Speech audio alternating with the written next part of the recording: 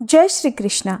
एकादशी की तिथि भगवान विष्णु को समर्पित होती है और सभी जीवों को मोक्ष दिलाने वाले और संसार को चलाने वाले भगवान श्री विष्णु ही हैं। इसलिए अधिक मास के शुक्ल पक्ष की एकादशी पद्मनी एकादशी, जिसे कमला एकादशी भी कहते हैं, जो कि पुरुषोत्तमी एकादशी के नाम से भी जानी जाती है, भगवान विष्णु को बहुत प्रिय है। अधिक मास का महीना बहुत ही खास माना जाता है और कहते हैं कि इस मास में की गई पूजा, व्रत और आराधना का फल सबसे अधिक प्राप्त होता है। इस व्रत को जो भी भक्त जैसी भी कामना के साथ करता है, उसकी सभी कामनाएं भगवान विष्णु पूर्ण करते हैं। पौराणिक मान्यताओं के अनुसार त्रेता युग में कृतवीर्य नाम का एक राजा था। उसकी 1000 रानियां थीं, लेकिन कोई संतान नहीं थी। इसलिए राजा हमेशा दुखी रहा करता था। वह संतान प्राप्ति के लिए कई धार्मिक अनुष्ठान भी किया करता, किंतु फिर भी उसे पुत्र प्राप्ति नहीं हुई। तब संतान प्राप्ति के लिए उसने एक बार बहुत कठिन तपस्या की। तब देवी अनुसुईया ने राजा कृतवीर्य की पत्नी को यह उपाय बताया कि आप अधिक मास में आने वाली पद्मनी एकादशी का व्रत कीजिए। राजा ने अपनी पत्नी के साथ मिलकर इस व्रत को किया और उस व्रत के प्रभाव से उनके घर में एक सुंदर और बलशाली पुत्र की उत्पत्ति हुई। एकादशी का व्रत सबसे कठिन है, लेकिन इस घोर कलयुग में बहुत जल्दी भुक्ति और मुक्ति प्रदान करने वाला है। इसलिए इस व्रत के नियमों का पालन 3 दिन तक करना चाहिए। दशमी तिथि को ही तुलसी पत्र तोड़कर रख लेने चाहिए और एकादशी के दिन श्रद्धा और विश्वास के साथ व्रत रखना चाहिए। अगले दिन व्रत का पारणा शुभ मुहूर्त में करना चाहिए। एकादशी के दिन किसी दूसरे के घर का जल या फल ग्रहण नहीं किया जाता है। तुलसी पत्र भी एकादशी के दिन नहीं तोड़े जाते हैं, ना ही तुलसी जी में जल अर्पित किया जाता है। एकादशी का व्रत रखने वाले भक्तों को कम से कम बोलना चाहिए, किसी की निंदा बुराई नहीं करनी चाहिए, क्रोध नहीं करना चाहिए, क्योंकि ऐसा करने से व्रत खंडित हो जाता है। भगवान विष्णु को पीला रंग अत्यंत प्रिय है, इसलिए पूजन सामग्री में ज्यादा से ज्यादा पीले रंग का प्रयोग करें। द्वादशी तिथि को दान देने के बाद ही ये व्रत पूर्ण होता है, तो आपकी जैसी सामर्थ्य हो उसके अनुसार आप वस्तुओं का दान करें।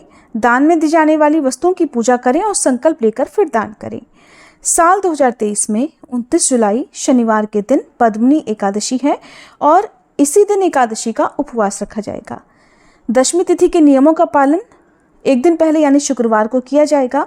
तो शुक्रवार की शाम को व्रत रखने वाले भक्तों को अन्न ग्रहण नहीं करना चाहिए। सूर्यास्त से पहले पहले अन्न ग्रहण कर लेना चाहिए।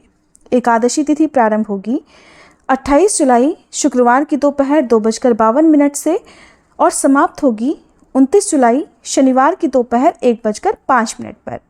एकादशी व्रत के दिन यानी 29 जुलाई शनिवार को सूर्योदय सुबह 6 बजे और सूर्यास्त का समय शाम 7:06 पर रहेगा।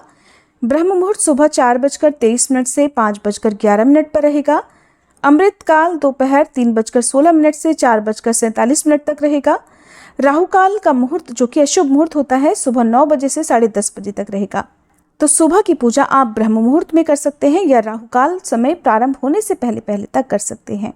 अमृत काल के समय यदि आप कोई भी दान करते हैं तो उसका कई गुना पुण्य प्राप्त होता है। एकादशी व्रत में चावल या चावल से बनी किसी भी वस्तु को ना तो सेवन करना चाहिए और ना ही इस दिन दान देना चाहिए। यहाँ तक कि भगवान विष्णु के पूजन में चावल यानी अक्षत का प्रयोग भी नहीं किया जाता है। द्वादशी तिथि प्रारंभ होगी 29 जुलाई शनिवार की दोपहर 1:06 से और समाप्त होगी 30 जुलाई रविवार की सुबह 10:34 पर। अब जानिए 30 जुलाई को रहने वाले शुभ मुहूर्त के बारे में। तो 30 जुलाई रविवार को यानी एकादशी व्रत के पारण वाले दिन सूर्योदय सुबह 6 बजे, सूर्यास्त शाम 7:06 पर, ब्रह्म मुहूर्त सुबह 4:24 से 5:12 तक रहेगा और हरिवासर का समय 29 जुलाई की शाम 7 बजे ही समाप्त हो जाएगा।